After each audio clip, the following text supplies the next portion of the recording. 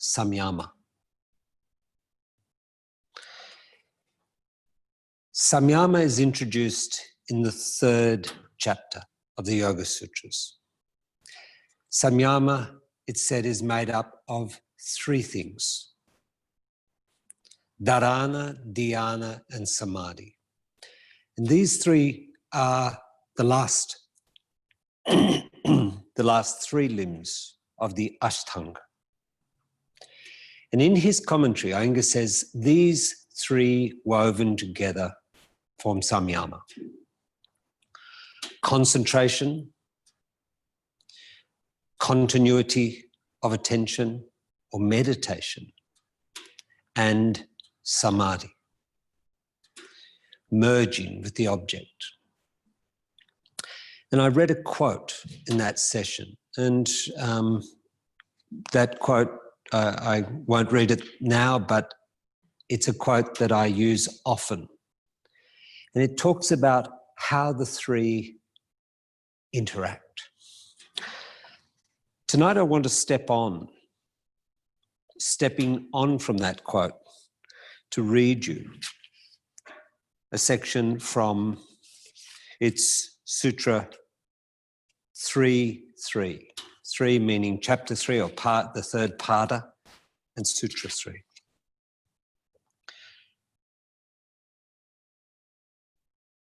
When the object of meditation engulfs the meditator, appearing as the subject, self-awareness is lost. This is Samadhi. And then he goes on with his commentary. So that's the translation.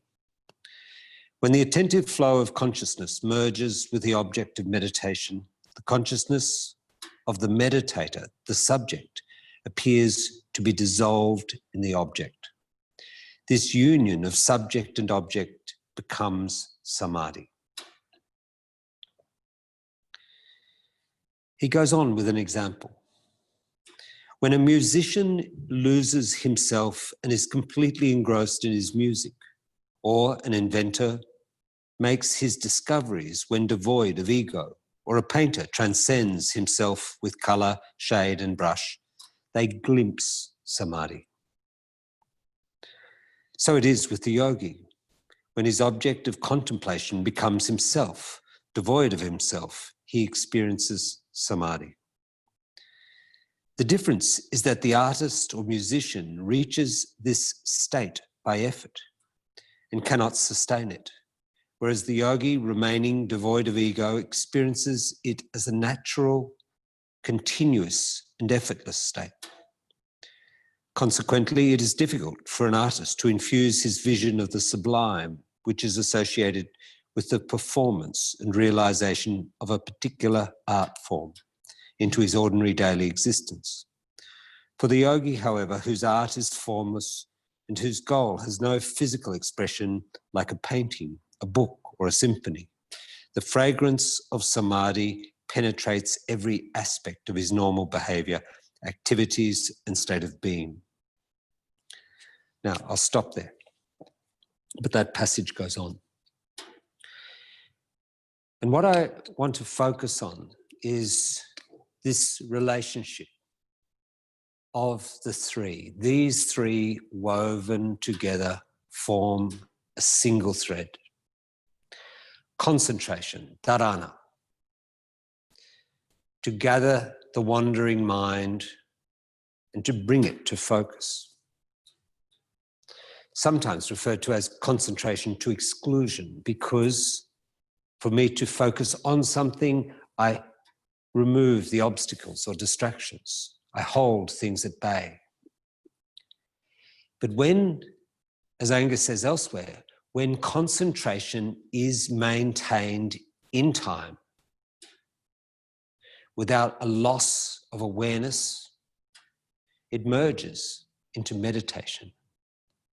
So when effort diminishes and yet you sustain your attention,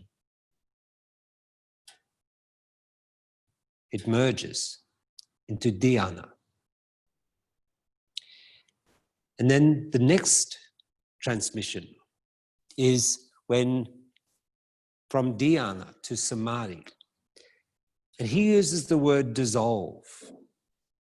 And I have used that word many times because I think it captures something about the experience.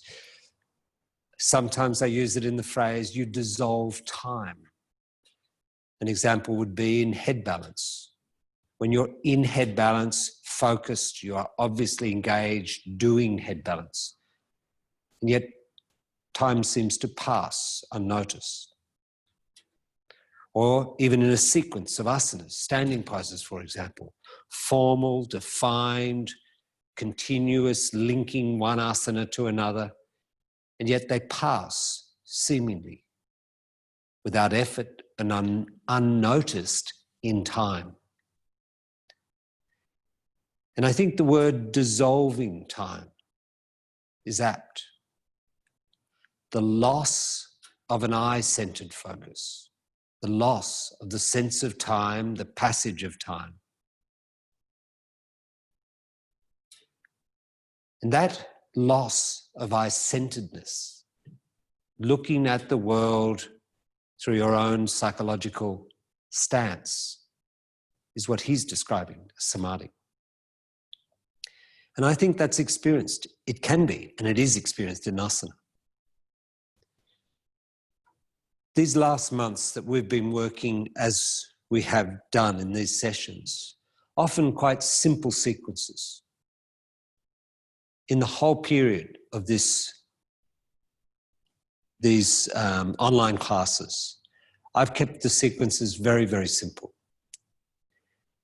And partially that's about not being absolutely clear with the audience.